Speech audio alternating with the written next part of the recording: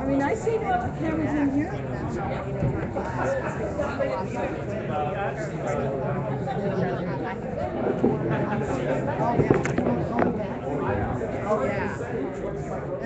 Someone has got some serious brains in this room. Yeah, you know, a certain moderator over was sitting over there. He's really good. Yeah, that kid's got some smarts. You know what?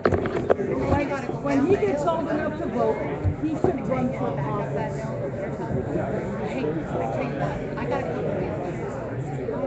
One of my activist friends said she was going to do that. Evan Chamberlain. Yeah, she's going to run. She made the prayer during one of the Occupy protests back in November of 2011.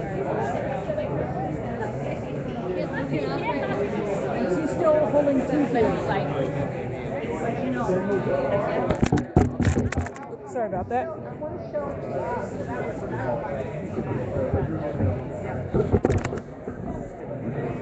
One of the little conversations that you may not have heard was this woman in a wheelchair was talking to another person about how she had an issue with riding the bus to the state fair, and that she had to get out of her wheelchair and she had to collapse. The chair had to be folded up and put in the bus instead of allowing her to sit in the chair as in a normal bus ride where the chair could be secured into one of the front positions in the buses where wheelchairs are locked down. The seats are folded up and then the wheelchair can be locked down with some hook straps. And she did not have access to that apparently. So she addressed that issue to someone. No, they missed their cousins and family we have here, but So this is a little bit of a break in the program, and then the audience questions. Those who can texted their questions to that phone number that I put into the channel chat. And if they are not able to text, then they can do what I did. Was I went up to that table over there, where they're copying down the questions from the individual text messages and putting them on those cards, and then they'll read the cards aloud. And so I simply wrote my question on one of those cards, and some others are taking advantage of that if they are unable to text for some reason. Obviously, I can't text when I'm live streaming, so that's why I went over to the table and wrote my question there. I was just trying to tweak my angle a little bit.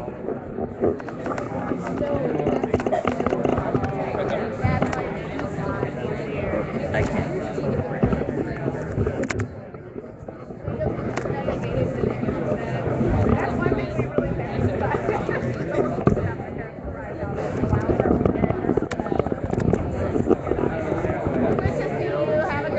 I'm just trying to tweak my angle a little bit. Nice to meet you. We're getting started. Yeah, break time's over. yeah, call your phone already.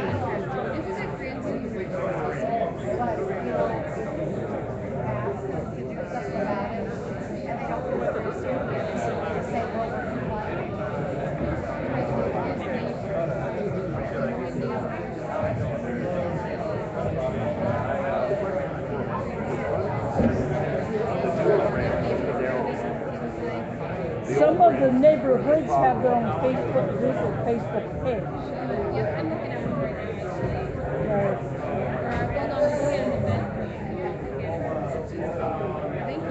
Yeah, I posted the URL for my live stream for tonight's event and for the one tomorrow, because I'm going to come and stream tomorrow too.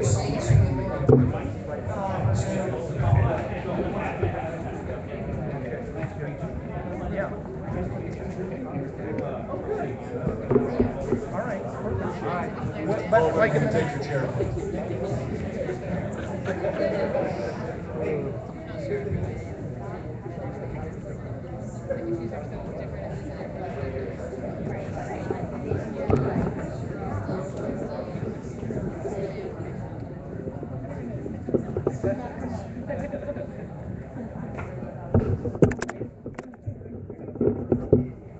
Jack? No, 2 waters. 2. 4. 4 waters. Just bring a whole bunch. They're calling for more water for the stage.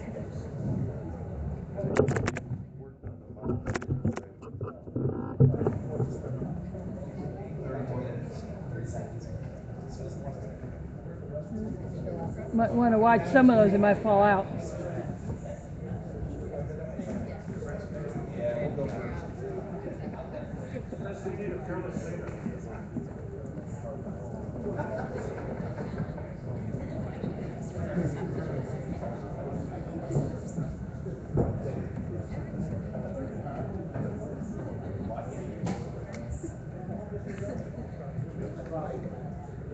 Good. Thanks, Zach. I'm fine. Thanks.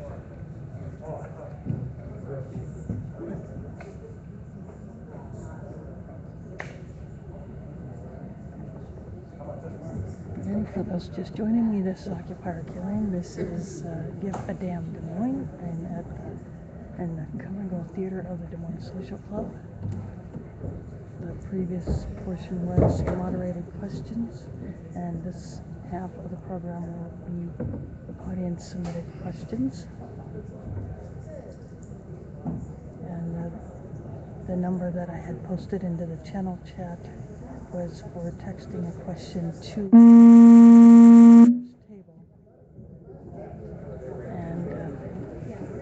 And for those who are not able to text,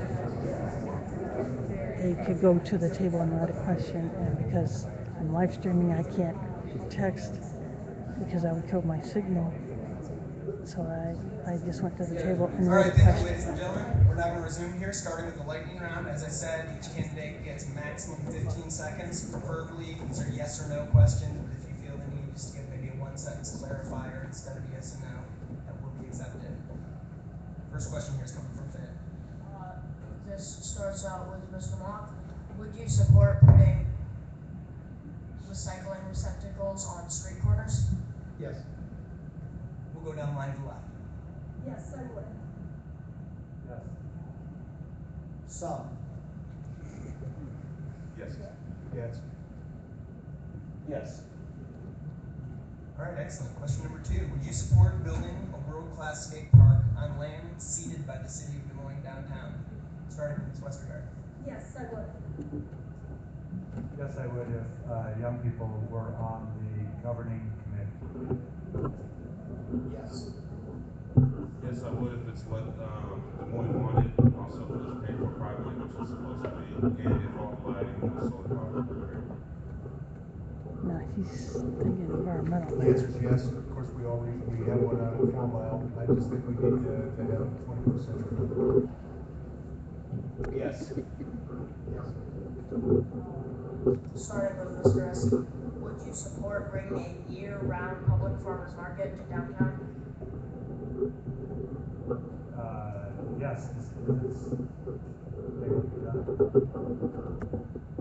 Yes. If I get to travel to Cedar Rapids, that's one amenity that they have. We haven't quite mastered here, and as a Zach take picture of one day, project. I say yes, I think it'd be a great idea, maybe utilize the skywalks or veterans or maybe just get creative with it. It's really neat, yes. Absolutely support a year-round farmers market. I think it has to be a public-private partnership. Plus, I think we have greenhouses in all the schools. Absolutely support it. I think that's one of the plans of the market district. When we expand into our market district, that's the area to the south of East Village. And hopefully someday we'll be able to put that year round. I agree completely with Joe. Again, if it's in that market district, that's what we've actually set it aside for. It's a great idea. Yes, but I like the idea of having all locally grown goods. Excellent. Thank you. Number 4 here, starting with Councilman Coleman. Would you support making the food truck program permanent with an annual permit fee of $1,000 or less? Yes. Yes. Yes, with a caveat that we can't charge more than what the expense is to manage the program. I would support the pilot truck program, but not at the $1,000 fee. Yes. Yes, I support it, but I want to make sure that the trucks aren't parked in front of existing restaurants that are doing business. yes, as long as they work with snow removal, if it's like year-round, I don't know, seasonal, but basically yes. And this last question, lightning round, you have 30 seconds to answer, and we'll start with Mr. Taylor. In the past few years, the city has invested millions of dollars on studies covering many of the topics we've discussed tonight. Do you support paying for new studies before action happens, or do you support taking action on the existing studies? I definitely think studies are a good idea, and if I was to do studies, it would be definitely into rooftop gardens and rain retention, something like that. I think that's what I'd be most passionate about, but studies definitely before you just start doing something. I believe that we need to start implementing some of the studies that we have. Certainly, there's some of them that need to be fleshed out a little bit more, like BRT, but green infrastructure, get going. I think we need to really take a look at some of the money that we're spending on studies. We employ department heads that are firsthand working with the people that we're working with, I question a lot of the studies that we've done. I think there's nobody better than our department heads, the people that are working in those departments, to give us the answers. So we're going to pay an outside consultant to come in and tell us what we already know. So I do question some of those studies. I think that we should implement the studies we have, but understand that there are times when the studies that we've had, they've gone for a while, that new studies need to be done because things have changed, situations have changed. And so we have to have the flexibility to support those studies which still are appropriate and are doable, but then when we wait too long for a study, we have to realize that things have changed and we need to restudy it. I'd like to see us work on the plans and the studies that we already have in existence. Let's move forward with some of those, realizing that situations and life does bring us changes with different technology, different needs than what we did 5 years ago. So there may be some needs for senior citizens.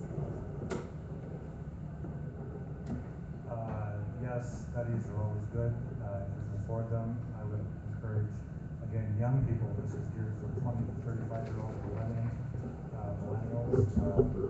So we should have more studies that are less expensive, more creative, more dynamic, conducted by very competent, well-educated young persons, and are hard-hitting and comprehensive and wildly creative and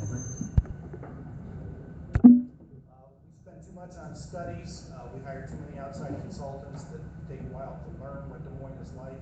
But I would say this, a true study should answer the question of whether or not we move forward or not. And sometimes we have to pay for a study to get the information that we need.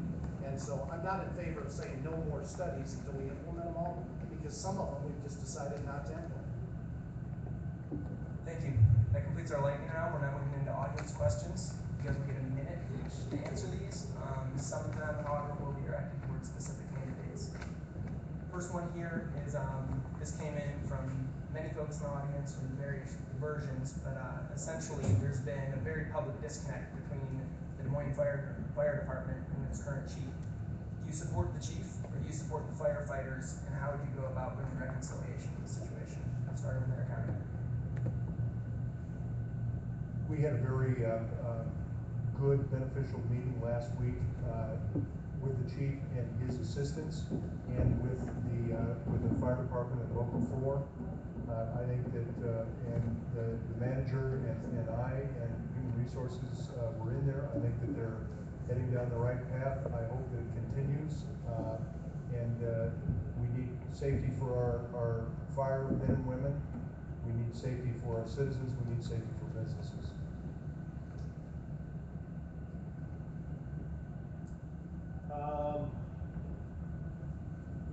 I have to say that we've got some serious communication that's not handled from the leadership position on down the ranks from the fire department. And that's where the biggest problem probably starts. I think everyone needs to probably check their egos at the door. And I said that from day one that I was elected. Everyone needs to sit in the room, and we need to come up with some compromises.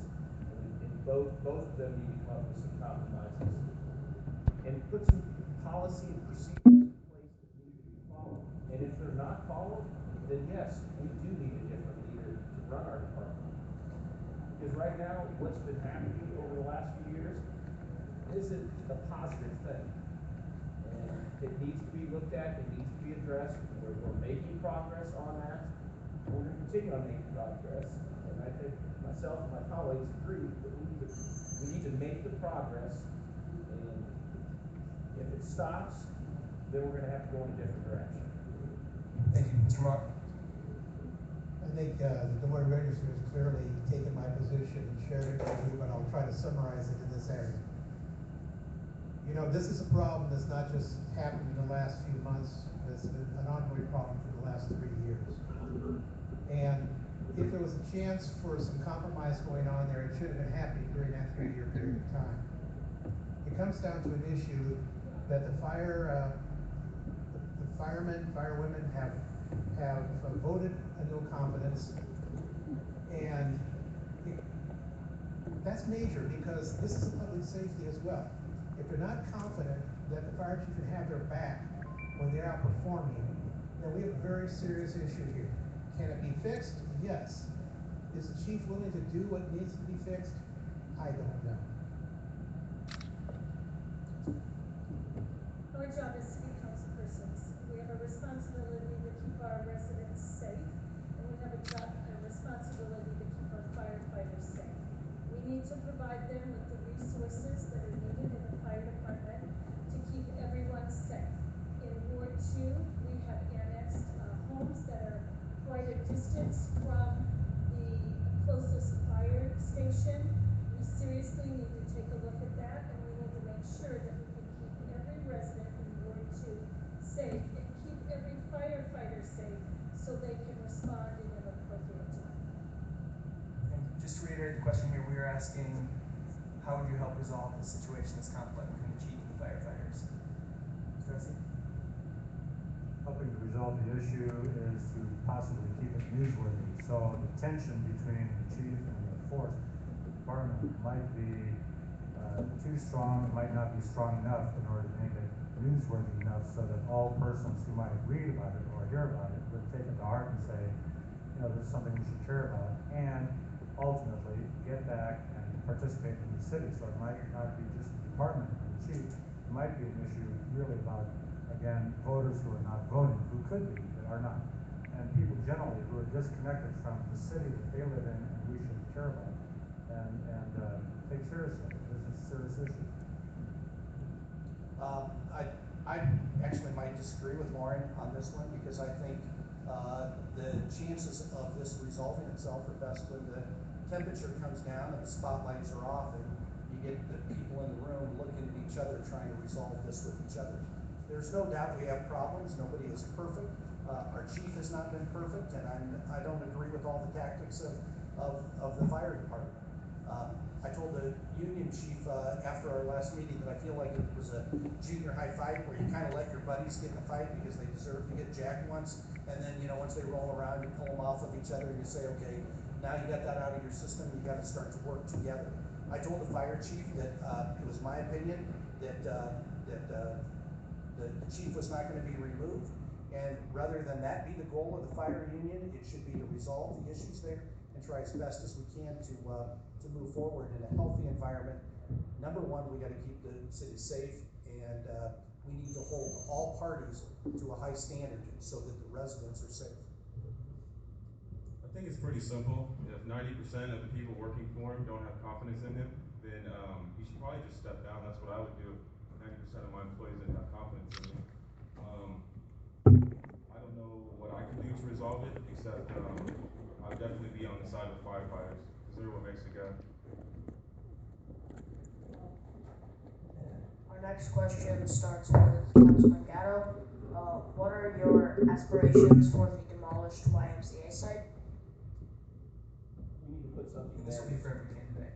We need to put something there that's gonna be built with quality first off, that we're gonna be proud of for my kids, my grandkids, their children. You know, we don't want something that's just gonna be sticks and wood and thrown up there, and, you know, 30 years, we're gonna have to look around and say, okay, we're gonna demolish that thing and do it again. We need retail on all sides of it. And that's very, very important. They've got a lot of work from the first plan that I've seen, from Hubble Realty, and I haven't seen any other plan.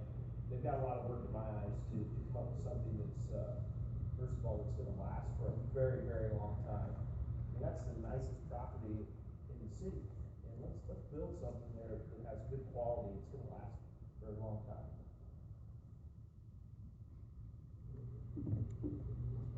I think that with all that's going along with the Riverwalk in those areas, with the World Food Prize, that this property again is one of the key elements, that Jim, that we need to be able to work in and develop something that is something we just really as a city want to be proud of. And we have so much going on downtown right now. There's so many pluses.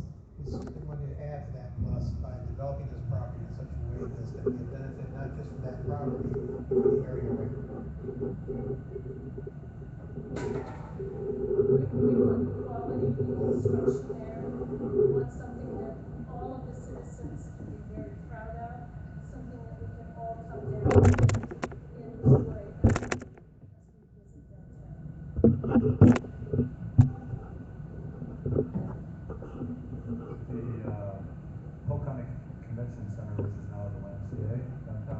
is wonderfully used. I drive by there quite a lot, and it's always busy, and I really appreciate that. The old building that came down was also utilized and appreciated and loved by a lot of people. So, but as a city council challengers or sitting officers, the city hall is a showcase now because that building is down.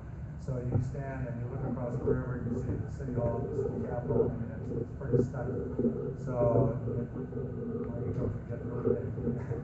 But so this is not about us, maybe. It's more about what the people want, and we should maybe a lawn should be there. You know, something that's just really nice and open, and people have picnics, and you know they can enjoy the river. And nobody. Joe said it was the nicest developable property in Des Moines. I traveled the state for my day job, and it's clearly the nicest property in the state. And we need to be patient to make sure the best project comes. Joe alluded to the fact that Hubble came around with some ideas for it, and I think they got a lukewarm response because it wasn't kind of the stature and signature project that we needed. And with the building gone, it just shows how huge and impressive that site could be. And we need to be patient. The city needs money, or we're going to be left paying all the bills of escalating cost of living. And what we should do is wait around for the best possible. The next Come and Go, the next Nationwide, the next Wellmark. We should wait until something really Obviously, flooding corporations. that changes the city. I would like to see something like a food forest. That would be ideal for me, but if it's not, like pretty much everyone else is saying, something that's going to be exquisite, something that's going to be beautiful. Food forest If it's is a building, I would like to see definitely property some green where infrastructure all of the trees incorporated. and plants Something that's going to cut carbon emissions and be fruit something plants, futuristic. and That's people what I can would like go to see. in there and collect from there. The riverfront has been an important place ever since the city of Des Moines was founded. And here we are looking at a place that at the turn of the 20th century was lined with businesses that used coal. And sulfur coal that came out of 23 mines that were here. Times changed. They turned this, they took the manufacturing facilities, the other, should we say, some of the dirty businesses away from the riverfront, said this needs to be public space. This needs to be a special place. And so I think that we ought to continue with that. We've got the World Food Prize, we got City Hall, we got the Armory, we got courthouse, federal courthouse, we got the police department, we got Polk County. And listen, it ought to be something really special, accessible by the public, and something that's going to be here for the next 100 years and after. Thank you. This next question, Linda, is directed specifically at you.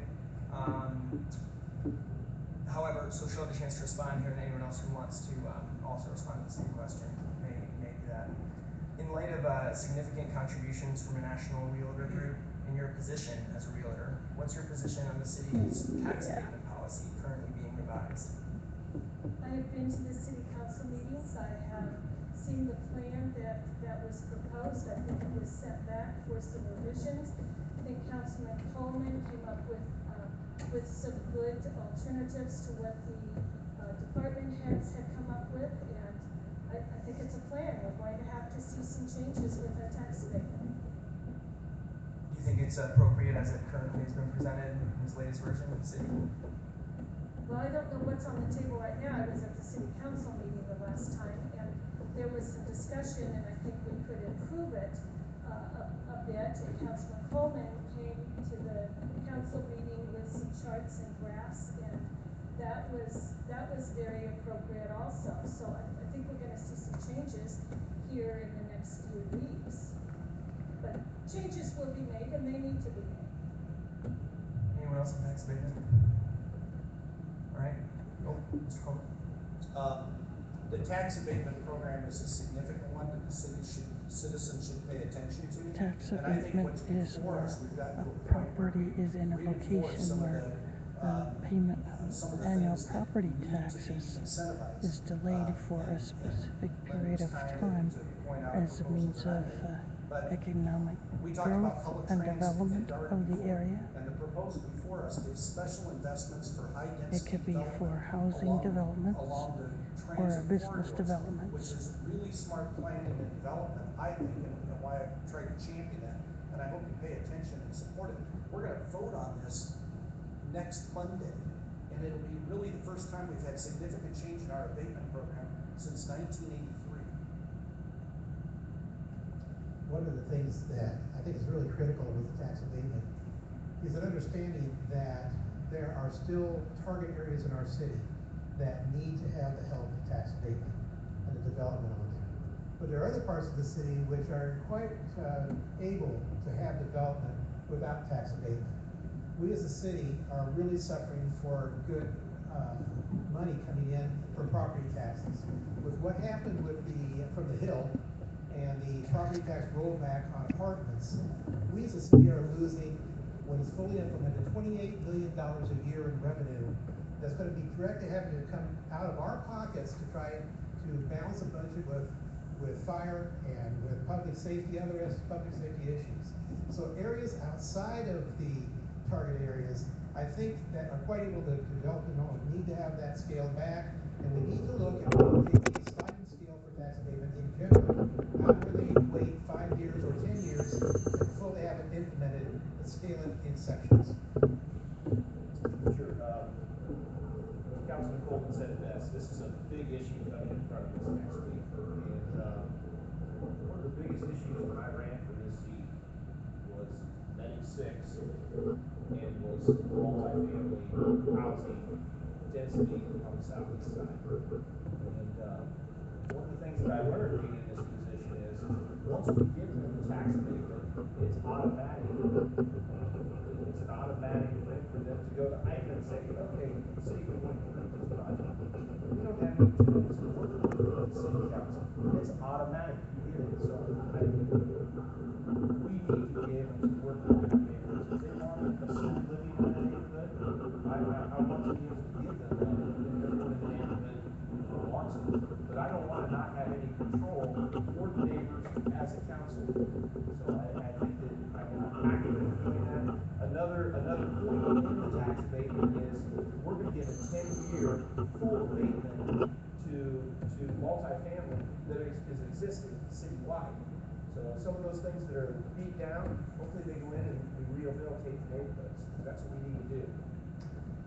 Moving on to the next question, and this one is just for Mr. Taylor. If he mentions another candidate, then you may speak on the question. But other than that, in order to keep questions moving along, you've mentioned that you want to bring green infrastructure to Des Moines. What specific type of green infrastructure would you bring to the city, and how? I think the most important thing is going to be rooftops, rain retention, things like that. Rain barrels, I think that'd be something to incentivize for the citizens. The same way they have trash cans, supply rain barrels at a lower cost, so we can start storing our water. Not so much will be polluted and go into our rivers. A big issue I run into, and I fish a lot, is that people are too scared to eat the fish in the river, which And I'm one of scares them. me because there's a lot of people that fish for their food, for their dinner that night. But there's all kinds of things, green infrastructure for sidewalks, trees on walkways, that's another way. There's many things that I would like to do, and there's a lot of things that you can't possibly do. I'd like the people to decide on what they would want. Thank you. I think this is the last question we're going to have time for here, so we're going to give everyone a chance to respond to this. Last month, the city of Des Moines saw 3 homicides within 24-hour window. 2 of them were double homicides involving young men 19 and 20 years old. How would you work to counter this trend of violence that has taken the lives of young people in our city? And I believe we're starting with Mr. Long. Yeah, that's right.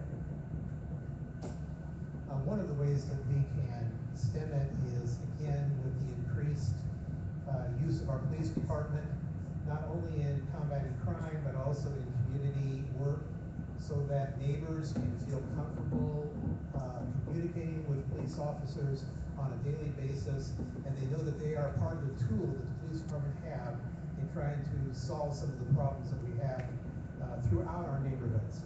And so the other thing is, again, it's a public education with the whole area of was what causes young people to do that? And, that's sometimes a very general kind of a statement, but I think that we have ways of working with young people to curb the violence because of anger issues or gang issues.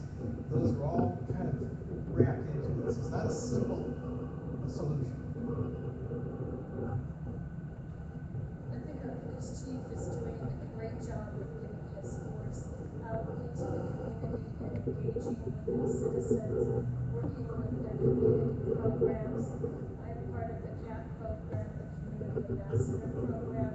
That's a good program where we have local citizens that are out attending public events where they are the eyes and ears for the police. Just simply are there to report it. We need more programs. In other words, spying. Give the chief a chance to do what he's planning to do with the force. And building on that, Judy Bradshaw had an article recently that talked about the shift from the police academy from training officers to be militaristic and weapons oriented, being more not sociologists, but more somehow empathetic to human issues. And I really applaud that also tremendously. And it Judy goes back to Bradshaw why was the people not previous vote. police chief of Des 96% Moines. of our registered voters are not voting for these elected officials. This is not democracy. We have a lot of room for improvement. And so engaging persons in all kinds of ways is really at the heart of this matter. And as the security, I do not live in a prison named Des Moines, Iowa. I do not live in a prison named Des Moines, Iowa. I live in a fabulous community, a wonderful city, and I participate as much as I can. These guys have said good things. I would tell you, I kind of consider myself a policy nerd. I like to get my Excel spreadsheets out, make it graph. I wish this is a problem that could be solved with math or money. It's heart-wrenching to be a city leader and to go through a month or a period where you have that kind of violence. One of these kids went to a school, down the street from where I live. It's a sad situation. What I can tell you is that the city has to make sure we continue to fund the programs that get our police officers out of the community. And I would say the number one way that we get good intelligence to try and intervene with the young people in our community is through the school resource officers in the high schools. I'd like to see that expanded eventually to the middle schools. And when we have money to do that, I think that we'll develop healthier relationships More with fear young people mongering, and be able to putting intervene. police in more schools. I actually used to work with Albert Garcia, the person who's suspected of committing those homicides. And from any interaction with him, you would not think that he was that kind of person. But I definitely think that what it comes down to is being used to poverty and feeling hopeless. And a lot of people in Des Moines, in a colored community, definitely feel hopeless. And they depend on selling drugs, which is why those people got shot, is because of the failure that is the war on drugs. I think we just need to rethink the way we approach certain things, and it's not just citywide, it's also nationally. I think at the end of the day, we have to try to get to the base causes of everything. And in this particular case, when we look at homicides like that, and we say, what is it that causes people to think and have a mindset that the solution to the problem is shoot somebody in the head and the other one in the heart? And what brings them to that, to have that low of a value of human life? Not only the people that they're shooting, but their own, because their life is going to be changed forever, and they probably will not see the light of day outside of a penitentiary. How do we get to people to understand how they get the information? How is it that they have established that mindset that that's okay, that kind of behavior? And we have to do it at an early age. We have to talk to people that are incarcerated. Let's go, to the penitentiary. Let's go to Polk County Jail. Let's talk to some of these people that are in there. What caused you to get to this spot? I talked to the chief of police, not only this one, but the two predecessors, the three predecessors.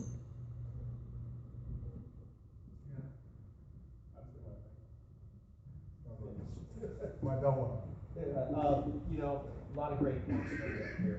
There's not an easy fix for that. And, you know, we're lucky because we have probably one of the finest police chiefs that I think that department heads that we've hired. And his plan is to go into the community. When I went to National Night Out, some of the neighborhoods that I went to, it wasn't that they had a lack of people, but we had many more police officers yet. Getting their faces out in the community, you know, communicating with our neighbors. We need to make sure as a council that they have the proper resources. The fire department needs the proper resources, and the police department. Public safety should be number one. And that will help, but we just need to be in the community. Thank you. Thank you all so much for coming. I'd like to give if everyone could give a nice round of applause to our guests.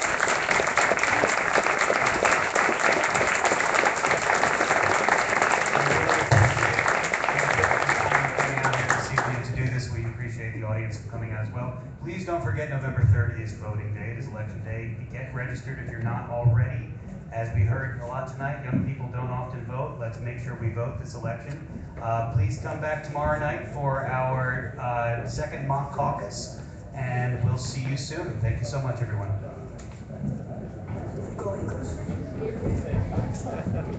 That will do it for tonight. Again, thanks for watching this Give a Damn Des Moines. I will bring you the second one tomorrow. So the event page said 5 o'clock, but it was announced it would be 5:30, so I will go live at 5:30 Central Time for tomorrow's portion of Give a Damn Des Moines. And again, thanks for watching, and I'll see you on the stream.